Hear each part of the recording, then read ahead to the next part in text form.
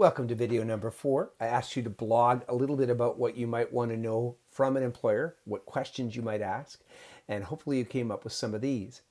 First things you might want to think about are the personality in terms of the size and adaptability of an organization. In my experience, there are both goods and bads based on the size of an organization. For example, large organizations often feel quite impersonal, but they often offer more opportunity for movement and many more resources. However, small organizations have the exact opposite. You often get to have personal relationships, but sometimes those organizations have kind of fallen behind a bit in their evolution because they don't have as many new people coming in the door or as many resources available to help people learn. So you might do some questioning to find out whether the organization is where you want to be around size and evolution and professionalism.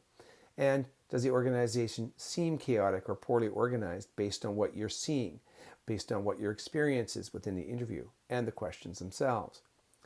You might know people who work there and ask them questions about whether or not they're happy there, what they like or don't like.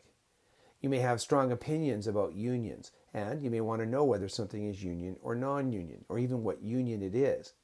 You might want to know whether the organization is a private organization with an owner or a not-for-profit organization with an elected, unpaid board.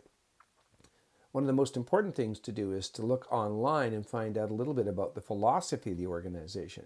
And not only find out what the philosophy is, but get a sense of whether they actually kind of walk the talk, whether or not the philosophy is easy to find on their website, or whether or not the people in your interview can tell you more about it. Perhaps you care a lot about whether faith is a part of your job. Maybe you're looking for it or not wanting it to be there.